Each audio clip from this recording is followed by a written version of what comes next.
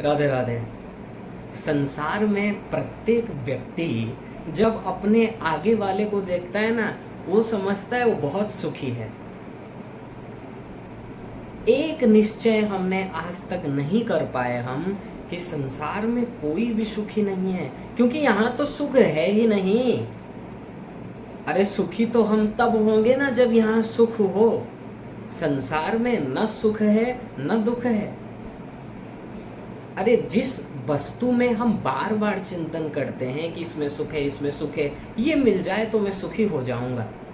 जैसे कोई मान लो कामना करे कि मेरे पास एक 50 लाख का कार हो जाए तो मैं सुखी हो जाऊंगा। अभी 20 लाख का कार है, मजा नहीं आ रहा है, 50 लाख का हो जाए तो सुखी हो जाऊंगा। 50 लाख का कार उसके पास हो गया, लेकिन क्या वो सुखी हुआ? नहीं हुआ। जिस दिन खरीदा स्टार्टिंग में थोड़ा सुख मिला, जब खरीदा, जब पहली बार चलाया तो बहुत ही सुख, ये चरम सीमा में सुख, लेकिन धीरे धीरे फिर कम हो गया। और एक दिन फिर ऐसा आता है कोई सुख नहीं उसको उस कार से। अर्थात जिस वस्तु में हम बार बार चिंतन करके निश्चय कर लेते हैं कि इसमें सुख है और जब मेरे को मिल जाएगा तो आनंद आ जाएगा, इसलिए जब हमको वो मिलता है तो हम सुखी हो जाते हैं। यूं समझिए जैसे एक शराबी है, दिन रात शराब पीता रहता है, ठीक है, और उसी के वो शराब पी रहा है, वहीं तुम पंडित जी को बैठा दो जो शराब को छूते भी ना हो, तो वो वहां से उठ के चले जाएंगे। यदि शराब में सुख होता तो दोनों को बराबर सुख मिलता। ये क्या बात है भाई, एक तो पिए जा रहा है, पूरा आनंद ले रहा है, एक वहां बैठता भी नहीं है, बैठ भी नहीं सका। ये क्यों हुआ? यदि शराब में सुख होता दोनों को बराबर सुख मिलता, लेकिन नहीं मिला। एक को बहुत सुख, एक को देखने का मन नहीं है। ऐसे ही जब हम बार बार किसी वस्तु में, किसी व्यक्ति में चिंतन करने लगते हैं कि यहाँ पर सुख है, यहाँ पर सुख है, बस बार बार चिंतन किए तो अटैचमेंट हो गया, और जब हमको वो मिल जाता है तब हम सुखी हो जाते हैं। जैसे शराबी को शराब दे दो भाई, बहुत वो खुशी हो जाएगा, बहुत आनंदित हो जाएगा, और शराब ना मिले तो दुखी हो जाएगा। तो सुख दुख संसार में क्यों मिलता है?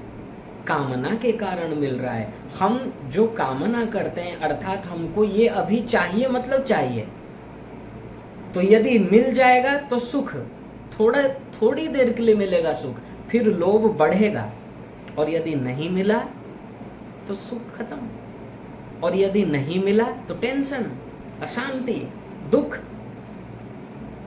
इसलिए संसार में कोई भी सुखी नहीं है।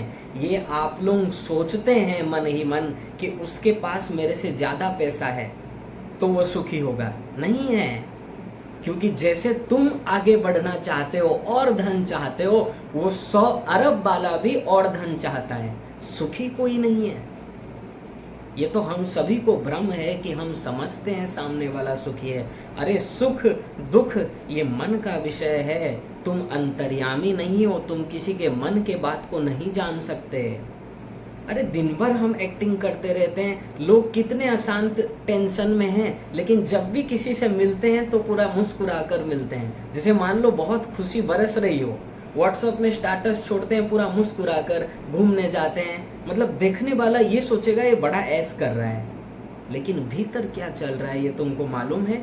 नहीं मालूम। तो फिर कैसे कह देते हो कि वो सुखी है? और फिर उन्हीं की तरह तुम होना चाहते हो, उनके जैसे पैसा कमाना चाहते हो, और ये सोचते हो कि उसके पास 10 करोड़ हो गए, उसके पास 10 करोड़ हो गया है और मेरे पास 5 करोड़ है, तो चलो 10 करोड़ के लिए प्रयत्न करते हैं, हो जाएगा तो देखो वो तो बहुत आनंद में रह रहा है, तो हमें भी आनंद मिल जाएगा। ये सब भ्रम है, सब भ्रम है। संसार में एक भी व्यक्ति सुखी नहीं है, क्योंकि कोई तन दुखी, कोई मन दुखी, कोई धन बिन रहत उदास, थोड़े थोड़े सब दुखी, सुखी राम के दास। भगवान के श्री चरणों में जो प्रेम करता है, जो किसी भी प्रकार की कामना नहीं करता, वही संसार में सुखी है, और कोई हो ही नहीं सकता। रट लो, क्योंकि कामना आई मतलब 2 चीज होगा, यदि पूरा हो गया तो लोभ हो जाएगा।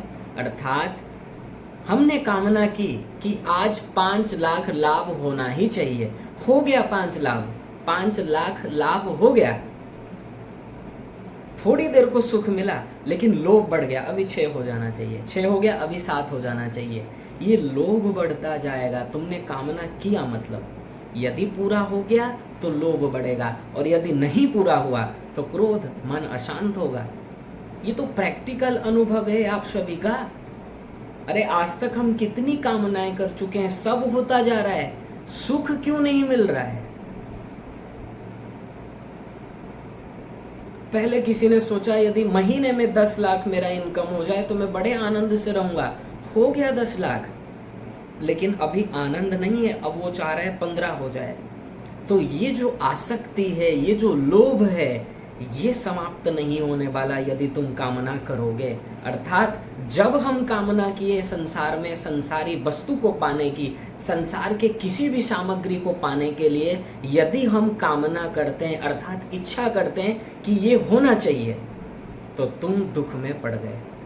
क्योंकि 2 चीज होगा, या तो पूरा होगा या तो नहीं पूरा होगा, और दोनों में टेंशन है। पूरा हुआ तो लोभ बढ़ता जाएगा और बढ़ता ही जाएगा, कभी समाप्त नहीं होने वाला। क्यों? क्योंकि हम अनलिमिटेड सुख चाहते हैं, और संसार में तुमको कितना भी वस्तु मिल जाए, यहाँ तो अनलिमिटेड सुख है ही नहीं, मिलेगा कैसे? इसी को ही भागवत में कहा गया, 9वें स्कंद के 19वें अध्याय का 14वां श्लोक भागवत। ययाति राजा कहते हैं कि न जातु कामः कामानाम उपभोगे न साम्यति हविषा कृष्ण वर्तमेव भूय एवा विवर्धते। कि जैसे तुम अग्नि कुंड में घी डालो तो अग्नि और तेजी से ऊपर उठता है, शांत नहीं हो जाता। ऐसे ही जब तुम कामना करोगे तो कामना और बढ़ चढ़ कर ऊपर को उठेगी, और बढ़ चढ़ कर कामना उत्पन्न होगी, छुटकारा नहीं मिलेगा। क्यों? क्योंकि हमारा एरिया गलत है, जहां सुख है ही नहीं, जहां मक्खन है ही नहीं, हम वहीं मथ रहे हैं। हम पानी को मथ कर मक्खन निकालना चाहते हैं, जो कि अनंत कल्पों में असंभव है, नहीं हो सकता। लेकिन नहीं, फिर भी लोग भागे जा रहे हैं संसार में, सोच रहे हैं ये मिल जाए तो सुख मिल जाएगा, ये मिल जाए तो सुख मिल जाएगा। नहीं मिलेगा। इस संसार में एक भिखारी का, एक दिवालिया का जो हालत है, वही सबसे रिचेस्ट पर्सन का हालत है। दोनों भिखारी है। क्यों? क्योंकि दोनों में कामनाएं बढ़ती हैं। कामना क्या? कि ये चाहिए, चाहिए, संसार का ये सामान मेरे को चाहिए, बस हो गया कामना। ये दिवालिया को भी है, और सबसे जो खरबपति है, सबसे रिचेस्ट पर्सन है, उसको भी है, और रहेगा। क्योंकि यहाँ तो तुमको वो सुख मिलने ही नहीं वाला है। हम गलत एरिया में जा रहे हैं। मान लो किसी को हिमाचल प्रदेश की ओर जाना हो तो वो नॉर्थ साइड में है, और हम जा रहे हैं साउथ में, हम जा रहे हैं ईस्ट में, तो कैसे तुमको मिलेगा लक्ष्य बताओ? इसलिए पहले ये समझ लो, ये निश्चय कर लो, सुख है कहाँ। धोखे में मत पड़ो संसार में कि तुम जो सोचते हो वो सुखी है। हम लोग सोचते हैं हमारा भाई अच्छा नहीं है, उसका पड़ोसी का भाई अच्छा है, हमारे पिताजी अच्छा नहीं है, उसके पिताजी अच्छे हैं, जो कहता है दे देते हैं। ये सब भ्रम है। कभी भी कंपैरिजन मत कीजिए। हम बाहर से हमको लगता है कि वो बहुत शांत है, उनके घर में बहुत आनंद है, नहीं है, सब एक समान है। कभी भी कंपैरिजन मत कीजिएगा कि आपके घर के फैमिली मेंबर ऐसे हैं, उनके फैमिली मेंबर अच्छे हैं। कोई अच्छा नहीं है, सब एक जैसे हैं, सभी एक जैसे हैं। अरे जैसे तुम अपना सुख चाहते हो, तुम्हारे फैमिली मेंबर्स भी सुख चाहते हैं, सबके सब स्वार्थी हैं। इसलिए यहाँ पर भला बुरा कौन हो गया? इसलिए पहले अपना लक्ष्य दृढ़ रखो, पहले ये निश्चय करो कि तुम्हारा सुख है कहाँ। और जब निश्चय हो जाएगा, जब हम जान जाएंगे कि भगवान सुख है, भगवान को प्राप्त करके ही हमको वास्तविक आनंद मिलेगा, परम सुख मिलेगा, तब भगवान से प्यार करना नहीं पड़ेगा, हो जाएगा। बस निश्चय हो जाए। निश्चय कैसे होगा? बार बार चिंतन करो, यही सबको लाओ, चिंतन करो कि संसार में मैं आज इतनी कामनाएं कर चुका हूँ लेकिन मेरे को सुख नहीं मिला। संसार में सब अपने मतलब के लिए हैं, सब स्वार्थी हैं, केवल अपना सुख चाहते हैं जैसे हम अपना सुख चाहते हैं। यहाँ कोई किसी के लिए कुछ कर नहीं सकता, लेकिन मैं ये धोखे में रहा कि ये हमसे बहुत प्रेम करते हैं, हमारे लिए कुछ भी कर सकते हैं, और जब ज़रूरत आई तो मुंह मोड़ दिए लोग। ये सब समझो। और यदि तुम नहीं जानते, अपने अनुभवी लोग, और सबसे अच्छा तो देखिए वेद शास्त्र बता रहे हैं, इनसे ज़्यादा तुमको अच्छा अनुभव कौन देगा? इसलिए वेद शास्त्र की बात मान लो। ठोकर खाने से अच्छा है उससे पहले ही तुम मान लो, ताकि ठोकर न खाना पड़े। इसलिए संसार में ये भ्रम मत रखिए कि कोई यहाँ पर सुखी है। यहाँ कोई सुखी नहीं है, प्रत्येक जीव अशांत है, प्रत्येक जीव। लेकिन सब ये सोचते हैं एक दूसरे को देखकर कि वो मेरे से ज़्यादा सुखी है, वो मेरे से ज़्यादा सुखी है। क्यों? क्योंकि उसके पास पैसा बहुत है, या फिर वो बहुत मुस्कुराता रहता है, दिन भर आनंद में रहता है, बाहर घूमने जा रहा है, ऐश कर रहा है। ये सब बाहरी क्रियाओं को देखकर निर्णय मत लो, क्योंकि सुख और दुख उसको है या नहीं है, ये मन का विषय है, ये बाहरी विषय नहीं है। इसलिए जल्द से जल्द ये निश्चय कीजिए कि यहाँ हमारा सुख नहीं है। लॉजिक के साथ अपने मन को समझाइए। इसी को देखिए कहा गया है, अभी हम प्रवचन सुन ले रहे हैं, अच्छा लग रहा है, सब कुछ समझ में भी आ रहा है, लेकिन जैसे ही फिर हम संसार में गए, गृहस्थ में गए, परिवार में गए, 2-4 लोगों से बातचीत किए, जैसे ही फिर परिवार लोगों के संपर्क में आए, सब भूल गए और तत्व विस्मरणात् भेकीवत पशुवत हो गए। तत्व को भूल जाने से क्या हुआ? वो मनुष्य मनुष्य नहीं है, पशु है। क्योंकि मनुष्य जीवन उसी का ही लाभकारी है, उसी का ही सार्थक है जिसको तत्व ज्ञान हो जाए। इस शरीर मिला ही है तत्व ज्ञान के लिए। यदि कोई पूछे मनुष्य हो तुम, क्या प्रमाण है? भाई इसको तत्व ज्ञान है, ये ठीक ठीक जानता है सुख कहाँ मिलेगा, इसको दृढ़ निश्चय है कि सुख कहाँ है, इसे ही कहते हैं तत्व ज्ञान। दृढ़ निश्चय, सुनकर रट लेना, ये तत्व ज्ञान नहीं है। आप वेद शास्त्र को रट लीजिए, गीता रट लीजिए, भागवत रट लीजिए, पुराण को रट लीजिए, पैसा मिलेगा, प्रतिष्ठा मिलेगा, लोग चरणों में झुक भी जाएंगे, लेकिन भीतर का शांति नहीं मिलेगा और तुम संसार में पड़ जाओगे। क्योंकि जब इतना तुमको रेस्पेक्ट मिलने लगेगा, इतना धन आने लगेगा, ऐश्वर्य, प्रतिष्ठा, ज्ञान का अहंकार, ये सब शत्रु हैं, और जब ये आ जाएंगे भक्ति छूट जाएगी। तुम्हारी जो मुख्य मेन पूंजी थी, तुम्हारा जो मेन धन था, भगवान का स्मरण, वो छूट जाएगा। और जैसे ही हम भगवान को भूल जाएंगे, विपत्ति, वही क्षण विपत्ति है। जितने क्षण तक, जितने समय तक हम भगवान का चिंतन नहीं कर रहे हैं, वही तुम मान लो पक्का कि वो समय व्यर्थ है और पशु से भी निंदनीय है। वो समय मनुष्यों का नहीं बीत रहा है, पशुवत बीत रहा है। इसलिए कभी भी एक दूसरे को देखकर निर्णय मत लीजिए और भीतर ही भीतर अशांत मत होइए। मतलब इससे क्या होता है, लोग समझते हैं मेरे पास 5 करोड़ है लेकिन उसके पास 20 करोड़ है, तो 20 करोड़ होता तो मेरे को सुख मिल जाता। अरे तुम अपने से नीचे देखो, तुम्हारे पास 5 करोड़ है, लोग ऐसे हैं जिनके पास 2 वक्त का रोटी नहीं है उनके नसीब में, तो तुम तो उनसे कितने श्रेष्ठ हो। अब वो सोचते होंगे देखिए कि तुम सुखी हो, उनके सामने तो तुम ही सुखी हो, ऐसे ही तुम्हारे सामने तुमसे आगे वाला सुखी है, लेकिन तुम सोचो क्या तुम सुखी हो? नहीं हो, अशांत हो। ऐसे ही क्यों सोचते हो कि वो 20 करोड़ वाला सुखी होगा? नहीं है। जब तक हम ये निश्चय नहीं लेंगे कि भगवान ही मेरे हैं, भगवान से ही मेरा सुख प्राप्त होगा।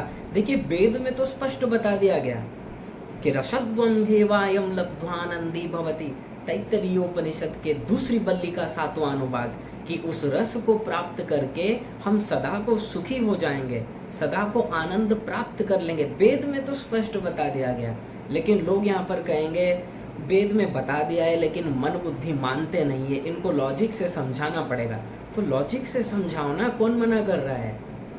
ये जो प्रमाण दिया जा रहा है, तुम जो एक्सपीरियंस कर ही रहे हो संसार में कि आज तक सुख नहीं मिला, जो भी मिला थोड़े टाइम के लिए मिला। हम चाहते हैं अनलिमिटेड सुख, अर्थात दुख उसके ऊपर हावी न हो। और वास्तव में सुख वही है जो एक बार मिल जाए तो दुख उसके ऊपर हावी न हो। जैसे प्रकाश आया तो अंधकार गया, समाप्त। ऐसे ही जब वास्तविक सुख मिलेगा तो दुख चला जाएगा, सदा को चला जाएगा। सदा पश्यन्ति सूरयः। तो ये सब प्रमाण से अपने आप को समझाइए, अकेले में चिंतन कीजिए, क्योंकि जब तक आप निश्चय ही नहीं लोगे, इसका मतलब आप तो कुछ जानते नहीं हो। लोगों के देखा देखी, उसको देखकर वो पैसे के पीछे भाग रहा है, प्रतिष्ठा के पीछे भाग रहा है, चलो मैं भी भागता हूँ, वहीं पे सुख होगा। और जब हम उस स्टेज में पहुंच जाते हैं तो फिर सोचते हैं यार कुछ नहीं मिला, उल्टा और अहंकार हो जाता है, तुम्हारे विरोधी बढ़ेंगे, यही काम क्रोध लोभ मोह ये सब बढ़ता जाएगा। शांति नहीं मिलेगी कब तक? जब तक हमारा मन भगवान में न लग जाए। जब हम सुख और दुख में सम भाव में न रहें तब तक यहाँ आनंद नहीं मिलेगा।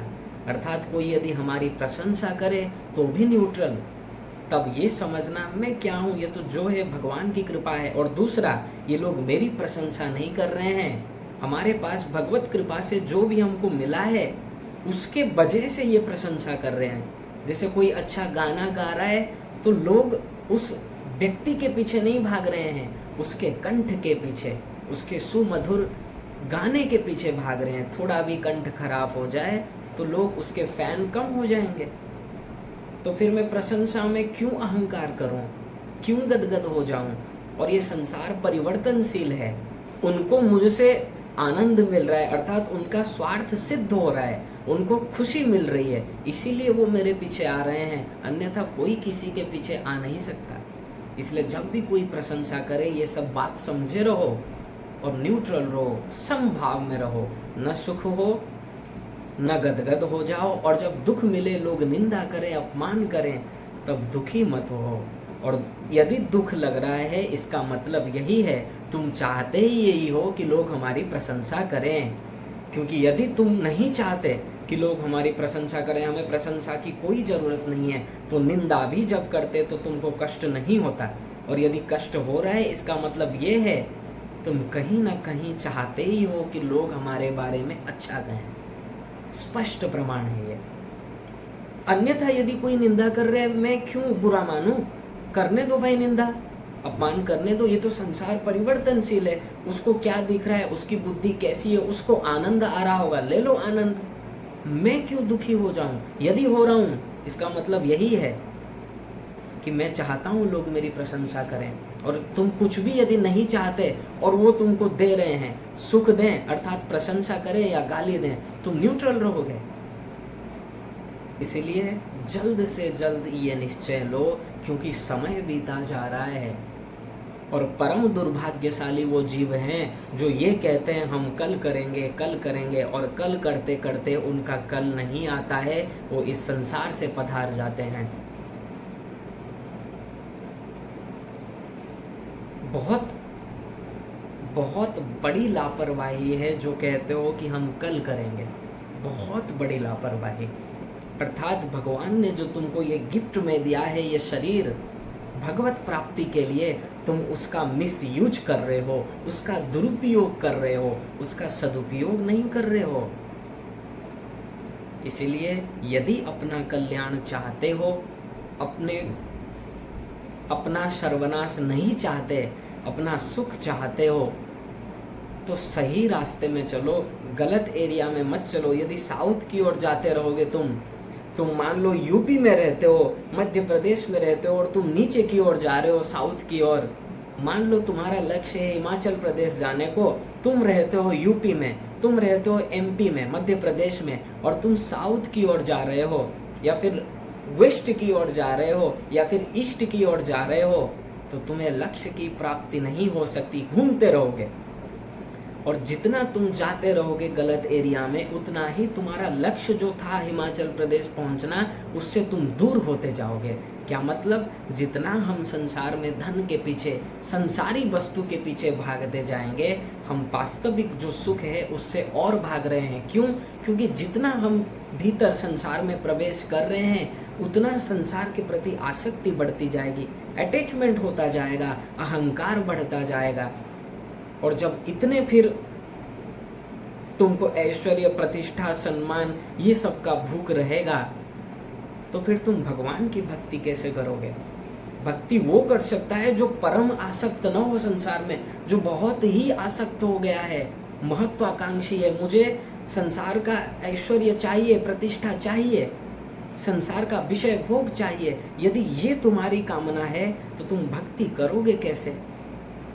भक्ति वही कर सकता है, अटैचमेंट हो संसार में चलेगा, लेकिन इतना भी ना हो कि तुम रिटर्न ही ना आ सको।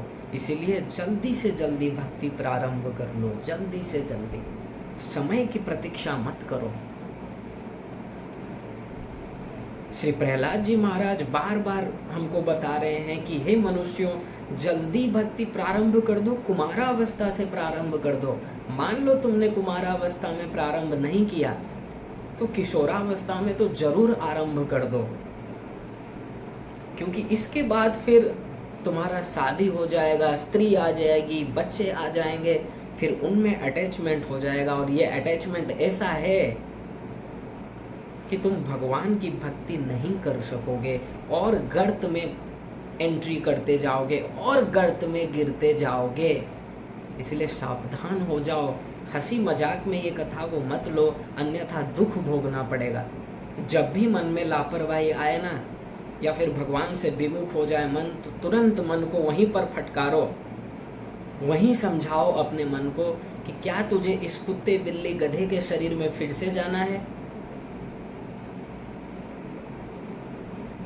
यदि बरसात के मौसम में किसी के घर के पास छत के नीचे भी जाता है तो लोग पत्थर मारकर वहां से भगा देते हैं।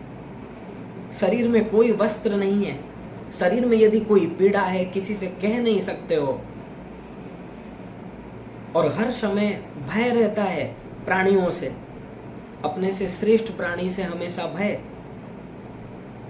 खाने पीने के लिए तड़पते रहोगे, कोई सुनने वाला नहीं होगा, कोई भी सुनने वाला नहीं होगा। इसलिए ये दुर्दशा यदि आप लोग नहीं चाहते हैं तो जल्द से जल्द भक्ति प्रारंभ कर लीजिए, जिद छोड़ दो। तुम सोचते होगे कि हम भगवान की भक्ति नहीं करते, हटाओ में सब, क्यों हम करें? अरे इससे भगवान का कुछ नहीं बिगड़ेगा, बिगड़ेगा तो तुम्हारा ही, तुम्हारा जिद, तुम्हारा ही लॉस है, किसी का कुछ नहीं जाएगा। तुम सोचते हो भगवान का कुछ जाएगा, क्या जाएगा? भगवान तो सदा आनंद में रहते हैं। भाई इतनी कृपा कर दी, भगवान ने सब कुछ दिया, फिर भी यदि हम नहीं चल रहे हैं भगवान की ओर, ये तो दुर्भाग्य ही है। और क्या कहा जा सकता है इसे? और जब तक जिद नहीं छोड़ोगे, माफ करना, पर सुख नहीं मिलेगा। इसलिए ये निश्चय आज कर लो। जिनको अपने बुद्धि का घमंड है, आज नहीं करना चाहते हो तो बुद्धि लगा लो, अच्छे से बुद्धि लगा लो, जितना लगा सकते हो, जितना तुम्हारी बुद्धि का हैसियत है, जहां तक तुम्हारी बुद्धि जा सकती है, लगाओ आराम से बुद्धि। यहीं पर आकर स्टॉप हो जाओगे। भगवान ही सुख हैं बस। और जब तक नहीं हुए हो तब तक सुख की आशा मत करो, दुख ही दुख मिलेगा। क्या दुख? कामनाओं का, कामनाओं से पीड़ित, डिजायर भरे पड़े होंगे, ये चाहिए, ये चाहिए, ये चाहिए। और क्यों चाहिए? सुख के लिए चाहिए। और निश्चय क्या है कि ये मिल जाए तो सुख मिल जाएगा। बस निश्चय ही बदलना है। एक निश्चय कि मैं आत्मा हूँ, ये सोचो कि मैं भगवान का ही हूँ, केवल भगवान का हूँ बस। और केवल भगवान ही मेरे हैं, भगवान के अतिरिक्त कोई न मेरा था, न है, न होगा। ये निश्चय यही निश्चय लाना है, मैं केवल भगवान का ही हूँ, ये निश्चय करो। और केवल इस संसार में भगवान ही मेरे हैं, और न कोई मेरा था वास्तविक, न कोई है, न कोई होगा। क्योंकि संबंध ही मतलब होता है जो सदा मेरे साथ रहे, सदा मेरा साथ दे। और संसार में जितने भी संबंधी हैं, माँ पिता भाई बहन स्त्री पुत्र जो भी हैं, ये सदा तुम्हारे साथ नहीं रहने वाले और सब मतलबी हैं, अपना सुख चाहते हैं। हमारा जो संबंधी होगा वो सुखी होगा, क्योंकि उसको प्राप्त करके हम सुखी हो जाएंगे। और जब कोई जीव हमसे सुख चाहता है तो इसका मतलब क्या है, वो स्वयं ही सुखी नहीं है, तो वो मेरा संबंधी कैसे हो सकता है। वो स्वयं ही सुख का भूखा है, वो मुझसे चाहता है, अरे मेरे पास है ही नहीं, मैं क्या दूंगा। मेरा संबंधी कौन होगा, जो स्वयं रस होगा, स्वयं आनंद होगा, जो मुझे आनंद प्रदान करे, जिससे मैं आनंदित हो सकूं, जो मुझे प्रेम दे सके और जो मुझसे ही चाहे सुख। तो वो कैसा तुम्हारा संबंधी है, सोचो।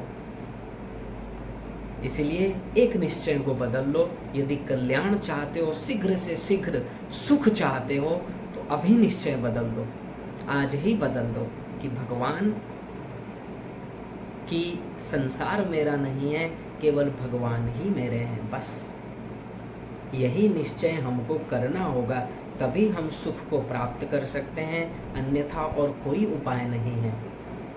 चाहे कुछ भी कर लिया जाए और किसी भी उपाय से सुख नहीं मिल सकता, वास्तविक सुख नहीं मिल सकता। राधे राधे।